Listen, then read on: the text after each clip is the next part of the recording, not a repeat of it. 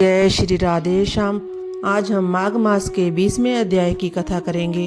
कुमारियों ने कहा, हे माता, आज किन्नरियों के साथ सरोवर पर स्नान करते और खेलते रहने के कारण हमें समय का ज्ञान नहीं रहा।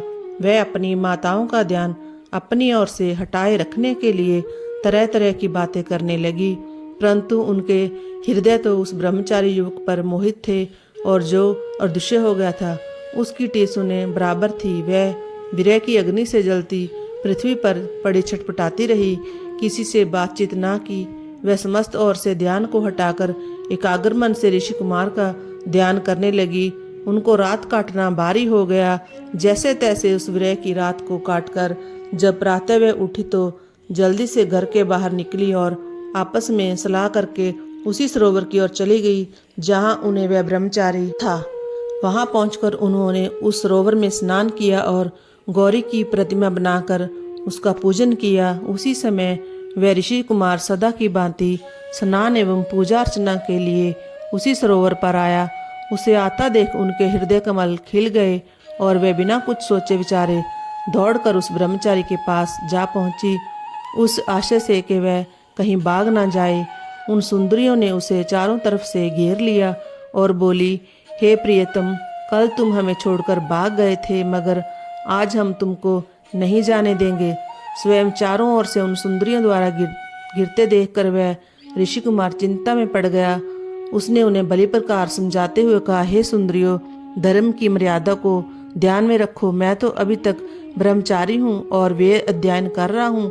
जब तक मैं गृहस्थ आश्रम में प्रवेश करने के योग्य नहीं हो जाता तब तक मैं विवाह कैसे कर सकता हूँ।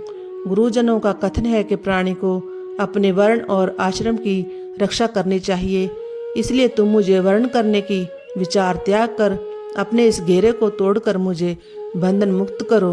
वह गंधर्व कन्याएं कामासक्त हो रही थी। उस ऋषि पुत्र की वह अमृतवाणी सुनकर वह और अधिक अधीर हो उठी और बोली, हे कामरूपे, विद्वानों का कथन है कि धर्म से अर्थ, अर्थ से काम और काम से धर्म का उदय होता है। तुम्हारे संचित धर्म के कारण ही अब काम तुम्हारे सम्मुख है, अतः इसका उपभोग करो। यह तो स्वर्ग भूमि है, यहाँ दिव्य भोगों की कमी नहीं है। उचित है कि आप हमें निराश ना करें और हमारे काम अग्नि से जलते हुए हृदय को शांति पहुँचाएं। तब उस ऋषि कुमार ने गंभीर होकर कहा, हे देवियों, तुम्हारा कथन न्याय संगत है, परंतु आप मेरी कठिनाई को बिना देखे ही अपना निर्णय दे रही हैं। मुझे अपना ब्रह्मचर्य व्रत को समाप्त करने के लिए गुरु की आज्ञा लेना अनिवार्य है। तब उन कन्याओं ने काम से विफल होकर कहा, तुम महान मूर्ख हो। शास्त्रों का कहना है कि बुद्धिमान वही है जो सहज प्राप्त होने वाली दिव्य अशुद्धियाँ, ब्रह्म रसायनों, सिद्धियों, निधियों, रसों, कलाओं, सुंदर स्त्रियों, मित्रों और धर्म सिद्धि को नहीं त्यागता। यदि ये वस्तुएं अन्याय से उसे प्राप्त हों तो उसे कंचित भी आलस्य नहीं करना चाहिए। जिसे हम जैसी सुंदरी प्राप्त होती है वह बड़ा भाग्यशाली होता है। हमारी सुंदरता को देखो और हमारे कुल आदि को समझो। दैव की गति है कि हम तुम जैसे तपस्वी कुमार पर ही आसक्त हुई। अब तुम्हारा कल्याण इसी में है कि हमारे साथ गंधर्व विवाह करके हमें स्वीकार करो, अन्यथा हम इसी वन में निराश होकर अपने प्राण त्याग देंगे। तब उस धर्म प्राण ऋषि कुमार ने कहा, हे सुंदरियों, धर्म, अर्थ, काम, मोक्ष चारों वर्ग विधि पूर्वक सेवन करने से ही प्राणी को उनका सुफल प्राप्त होता है। अतः जब तक मेरा ब्रह्मचर्य व्रत पूर्ण नहीं हो जाता मैं कदापि तुम्हारा वर्ण नहीं कर सकता, क्योंकि समय से पूर्व किया कर्म उसी प्रकार नष्ट होता है जैसे कि सागर में डाला गया एक लोटा जल। हे कन्याओं, इस समय मेरा मन धर्म में आसक्त है, अतः मैं तुम्हारी इच्छा की पूर्ति नहीं कर सकता। उसके इस उत्तर को जान और अपनी काम वासना से मदान्ध हुई उन युवतियों ने अपने हाथों को छोड़ दिया और सब की सब एक होकर उस ऋषि कुमार से चिपट गई। प्रमोदिनी ने उसके चरण पकड़े, सुशीला और सुसवरा ने उसकी दोनों भुजाओं को जकड़कर पकड़ लिया। सुतारा उसके वक्ष से लिपट गई और चंद्रिका उसके मुख को चूमने लगी। इस प्रकार कामोशक्ति उन गंधर्व कन्याओं के उत्तेजित करने पर भी वे ऋषि कुमार अपने धर्म की रक्षा में सफल रहा।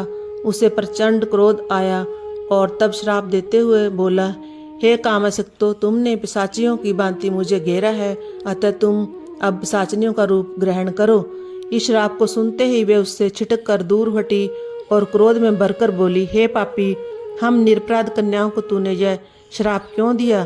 तू धर्मज्ञ नहीं है, जो प्रिय और अप्रिय कार्य का भी भेद नहीं समझता। सभी जानते हैं कि ये प्रेम पात्र भक्त एवं मित्रों के साथ द्रोह करने वाला कोई सुख नहीं मिलता है। जैसे तूने हमारे साथ किया उसका फल तुझे भी प्राप्त हो सके, इसलिए हम भी तुझे श्राप देती हैं कि तू पिशाच हो जा। इस प्रकार परस्पर श्रापों के आदान प्रदान से वे कन्याएं पिशाचनी और वे ऋषि कुमार पिशाच बन उसी सरोवर के तट पर निवास करने लगे। हे राजन, कर्म के फल को प्राणी अवश्य ही प्राप्त करता है। कर्म फल सदैव छाया की तरह प्राणी के साथ रहता है। देवता भी कर्म फल से मुक्त नहीं होते हैं। उनके माता पिता घर पर उनके लिए व्यथित थे और वे इस सरोवर के किनारे भटकते हुए पिशाच योनि को भोग रही थी। बहुत समय व्यतीत हो जाने पर एक दिन लोमश ऋषि पौष की चतुर्दशी को सरोवर पर स्नान को आए। भूख से व्याकुल पिशाच पिशाचनियां उनकी ओर भागे, परंतु लोमश ऋषि के तेज के कारण वे पास पहुंचने से पहले ही जलने लगे और इसी कारण वे दूर भाग गए।